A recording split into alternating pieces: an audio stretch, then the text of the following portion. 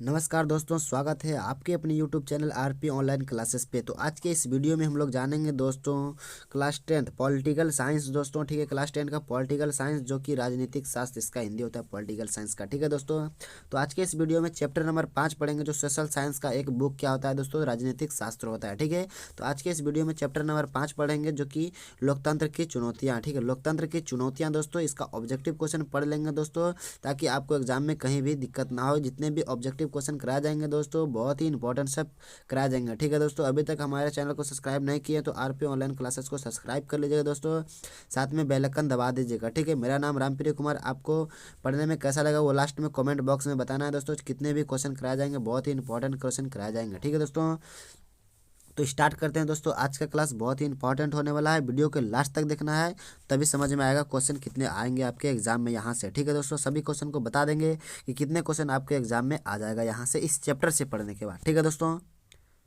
पहला प्रश्न देखिए दोस्तों, बहुत ही इंपॉर्टेंट है। लोकतंत्र जनता का जनता द्वारा जनता के लिए शासन है।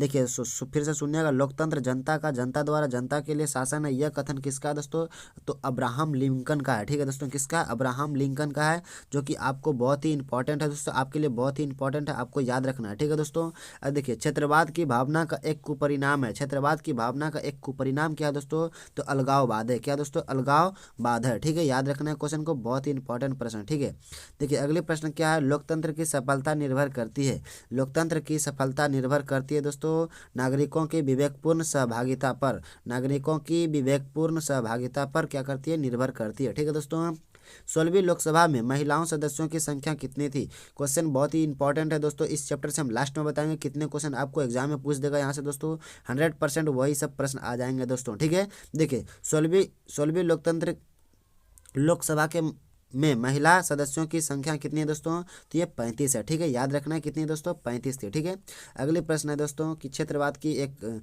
कुपरिणाम दोस्तों अलगाववाद, ये पहले भी क्वेश्चन करा गया है दोस्तों। ठीक है, देखिए 15वीं लोकसभा चुनाव से पूर्व, 15वीं लोकसभा चुनाव से पूर्व लोकतंत्र में महिलाओं की भागीदारी कितनी थी दोस्तों, तो वो 10% थी। कितनी थी दोस्तों, 10% थी। ठीक है, याद रखना है क्वेश्चन, बहुत ही इंपॉर्टेंट प्रश्न है दोस्तों। ठीक है, देखिए अगले प्रश्न जो है बहुत ही इंपॉर्टेंट प्रश्न है दोस्तों, कि क्या कह रहा है, अगले प्रश्न है कि नेपाल में, ठीक है दोस्तों याद रखना है, नेपाल में कितने साल पुराने राजशाही को खत्म कर लोकतांत्रिक देश के रूप में स्थापित किया गया, तो 240 साल बाद इसको क्या किया गया दोस्तों, लोकतांत्रिक देश के रूप में स्थापित किया गया। ठीक है, याद रखना है। देखिए नए विश्व सर्वेक्षण के आधार पर भारतवर्ष में मतदाताओं की संख्या है दोस्तों, तो 71 करोड़ है। कितना दोस्तों, 71 करोड़ है। ठीक है, याद रखना है, बहुत ही इंपॉर्टेंट सब प्रश्न है। ठीक है, देखिए अगले प्रश्न है दोस्तों कि कौन सा कारक लोकतंत्र की चुनौती नहीं है, तो देश प्रेम। ठीक है, कौन सा कारक लोकतंत्र की चुनौती नहीं है, तो देश प्रेम क्या होता है, ये लोकतंत्र की चुनौती नहीं है दोस्तों। ठीक है, भारतीय लोकतंत्र के कितने अंग है, भारतीय लोकतंत्र के कितने अंग है दोस्तों, तो ये 3 अंग है। ठीक है, कितने अंग है दोस्तों, 3 अंग है। ठीक है, देखिए अगले प्रश्न है कि पुष्प कमल दहल प्रचंड किस देश में माओवादी नेता हैं, तो ये नेपाल में है। ठीक है, कहाँ पे है, नेपाल में है। ठीक है, 14वीं लोकसभा क्या है दोस्तों, 14वीं लोकसभा में महिलाओं की भागीदारी थी, तो 6.51% भागीदारी थी। ठीक है, अगली प्रश्न देखिए कि अगली प्रश्न है कि दोस्तों 15वीं लोकसभा में महिलाओं की संख्या कितनी थी, तो 59 थी। ठीक है, कितनी थी दोस्तों, 59 थी। ठीक है, किस देश के सक्षम लोकतंत्र को माओवादी की चुनौतियां का सामना करना पड़ रहा था दोस्तों, तो ये नेपाल में, कितना कहाँ पे करना पड़ रहा था, नेपाल में करना पड़ा था।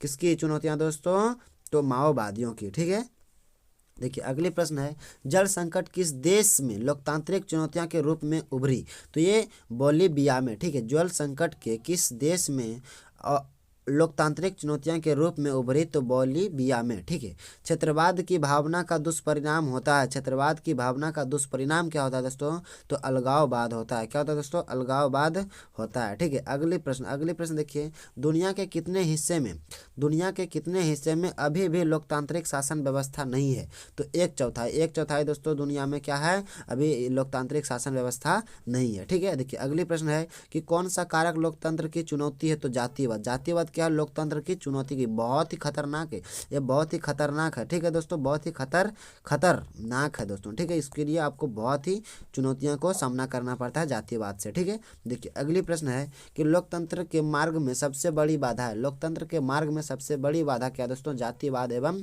क्षेत्रवाद, ठीक है, जातिवाद एवं क्षेत्रवाद, ठीक है। किस देश की महिलाएं आज भी मताधिकार से वंचित है?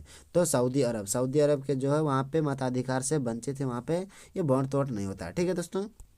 अगले प्रश्न, नए विश्व सर्वेक्षण के अनुसार भारत में मतदाताओं की संख्या कितना है दोस्तों? तो 71 करोड़ है, करीब 71 करोड़ है। देखिए अगली प्रश्न क्या है दोस्तों कि 15वीं लोकसभा, क्या 15वीं लोकसभा में महिलाओं की भागीदारी कितनी थी दोस्तों? तो 10%, 10.86% था, ठीक है।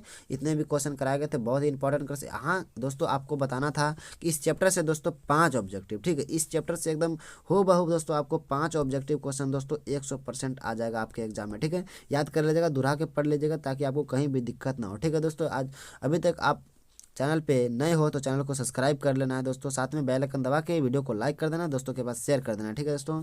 मिलेंगे अगले चैप्टर में, अगले चैप्टर में, सॉरी दोस्तों, अगले चैप्टर नहीं, अगले क्लास में, जो कि अब क्लास होने वाला है, भूगोल का चैप्टर लेके आएंगे दोस्तों। तो मिलते हैं अगले वीडियो में। जय हिंद, जय भारत।